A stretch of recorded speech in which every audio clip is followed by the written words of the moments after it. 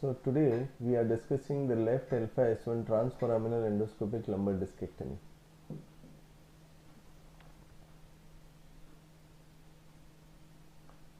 So this is a elderly male patient having a left-sided lower limb radiculopathy for last few weeks. He has tried all conservative management, but this MRI is showing the left-sided paracentral herniation, which is the obvious cause of his left-sided leg pain. He doesn't have any deficit. He has only radicular symptoms.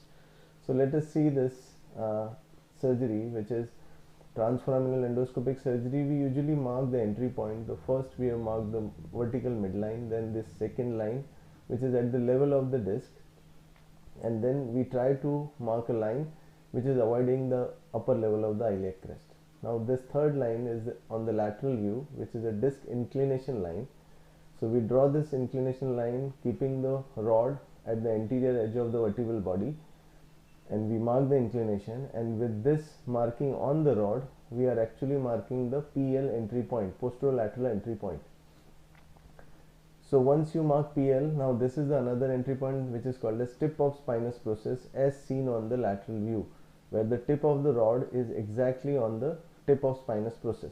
Now I usually take my entry point between the posterolateral entry, which is now I am marking, and now once we mark between the PL and TOSP, I give local anesthesia, then take a stab knife to make a 8 mm incision, then use a puncture needle, which initially I see on the AP view. So on AP view you just check that you are reaching to the lateral pedicular margin. Once you reach to the lateral pedicular margin, you check it on the lateral view that you have reached nearly up to the foramen, but here when you have reached up to the facet joint, now you have to glide the needle over the SAP so that you can enter into the foramina. Again check it on AP that you are just medial to lateral pedicular line, and then you just get more inside under image intensifier AP view, where you have to go till the medial pedicular line, feel the annulus, and then get inside. Check it on lateral that yes, you are now into the disc. So this is a case where we are doing inferiorly migrated herniation, so we are taking this entry in the annulus more in the lower third of the disc. Now we puncture through the puncture needle. I have passed the guide wire, and over that guide wire I am passing this dilator. So you have to keep checking that dilator, that once you are on the lateral view you have reached to into the foramen. Now I can just push it inside and then push it into the annulus. So just by hammering into the annulus, if the patient is under local anesthesia, he or she can tell you that his exiting nerve root, if it is getting impinged, if there is any radicular symptom, any numbness, you can just get the response from the patient. Now once you reach there, the cannula, you can just rotate the cannula by 90 degrees just to avoid the exiting nerve root damage. So the cannula has got a oblique cut, which is the tip is called as tang. So the tang is kept inferiorly in the Cambine's triangle to avoid the exiting nerve root damage. Once you be on the mid pedicular line, now you can just plunge this cannula inside. So now you are in the Cambine's triangle. Let us see the endoscopic view. You are on the left side, so let me orient that your 9 o'clock is cranial, your 3 o'clock is caudal. So now you can very well see I am burying the SAP, superior articular process, which is dorsally placed, and 6 o'clock is the disc, 12 o'clock is the SAP. So 12 o'clock is dorsal, 6 o'clock is ventral. Your right side, that is caudal, that is 3 o'clock, and left side is your 9 o'clock is cranial. So let us get inside. Now once you do the foraminotomy, now I have got some more space to get my cannula inside. So initially I did a foraminotomy, and now I am getting inside the disc more so that I can see intradiscal, because the herniation which has gone into the inferior canal, that is medial to caudal pedicle, I have to reach there, and to reach there I have to get in the paracentral area of the disc. So now once I have done the foraminotomy, getting inside, now I can see the disc which is in the subannular region. So subannular discectomy is the next step. So whatever herniation has occurred is through this paracentral subannular disc. So now we can see there is a superior articular process in front of us. This is the flavum, and I am doing the radiofrequency ablation of the flavum and some part of the annulus which is bulging inside. So whole job of doing transforaminal surgery is now opening this slit, that this flavum and annulus is making a close proximity. I have to, as an end point, I have to see at this level that I am seeing the nerve root at this level, where I can see the flavum and annulus at the moment. I should, as an end point, I should be seeing a traversing nerve root going horizontally in front of us in endoscopic view.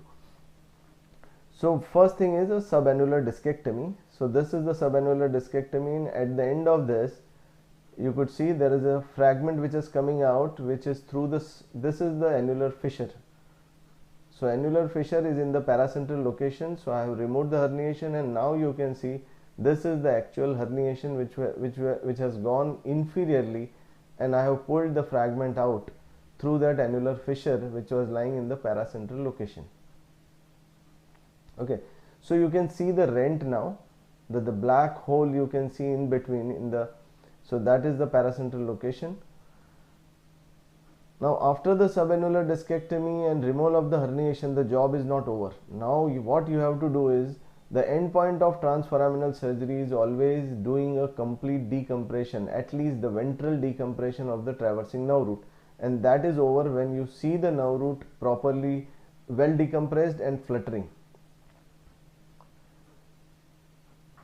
So now after the foraminotomy, after the subannular discectomy, now the next step is to see the exact extent of decompression. And the extent of decompression in transforaminal surgery is, if we see the exiting nerve root, movement of exiting nerve root, and then seeing the traversing nerve root from upper discal margin to lower discal margin.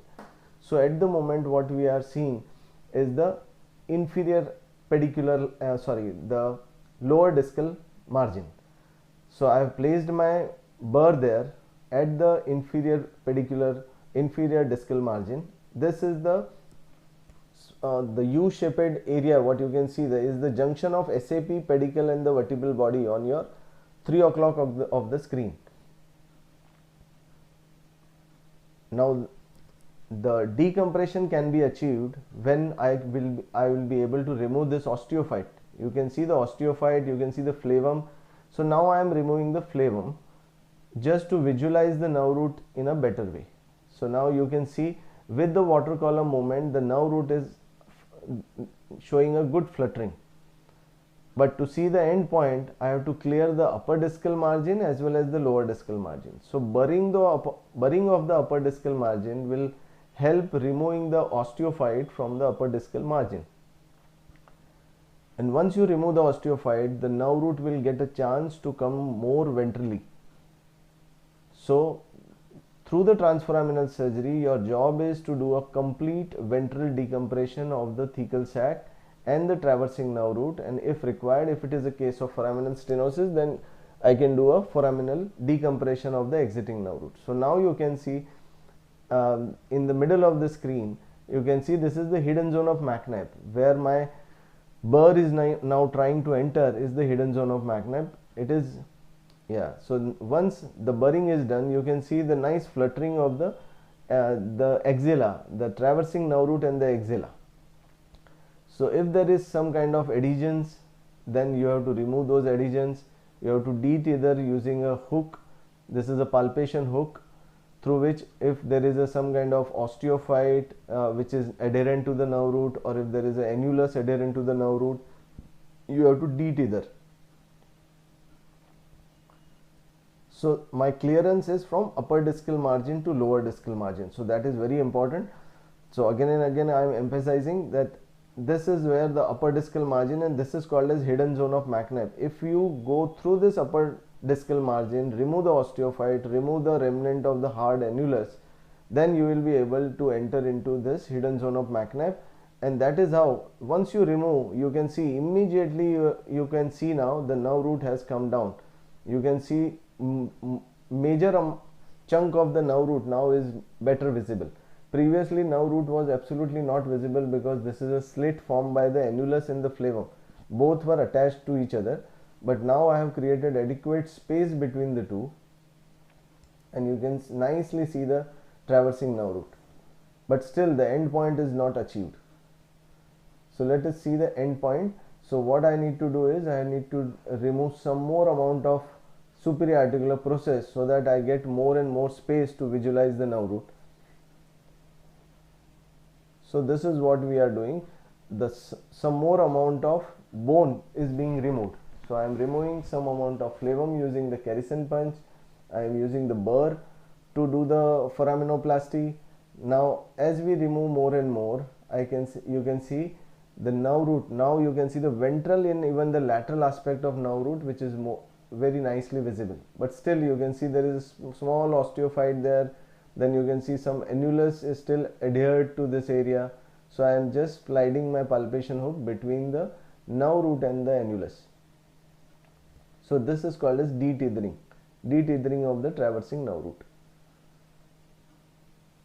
So now still in the middle of the disc or towards the lower part of the this paracentral region, the lateral recess, I can see the nerve root well decompressed in the more inferior part, but still towards the upper discal margin, that part is still not very clear. So now my target is this upper discal margin, where you can see the flavum is directly getting attached to the annulus.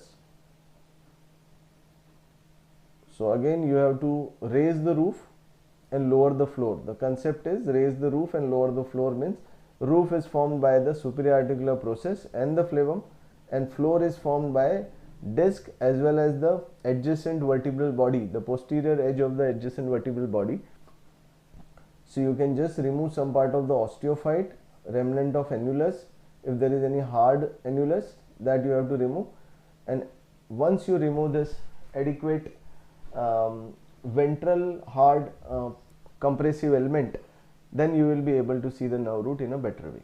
So what I am doing now is I am working on the tip of superior articular process. So usually in the foraminal stenosis you have to work much more in this area, but at the end of removing all this flavum, what now I can see is I can just pass my radio frequency probe in the axilla.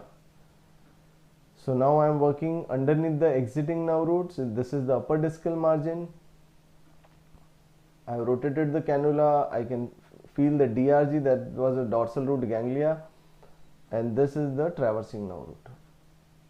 So you have to make sure you just rotate the cannula at its origin place, and then you can see the exiting and traversing. Now this is the end point of decompression, where I pass my hook, see on the X-ray and confirm that I have gone underneath the thecal sac, I have gone medial to caudal pedicle, I have reached up to upper discal margin in the axilla of the traversing nerve root. And once my hook is passed, I have seen that detethering has been done. I can try fluttering, I can do the water column movement, I can ask patient to cuff and show that there is a good amount of fluttering and the movement of the traversing nerve root is completely free. And if patient is under local anesthesia, patient can tell you on table also that patient is completely symptom free.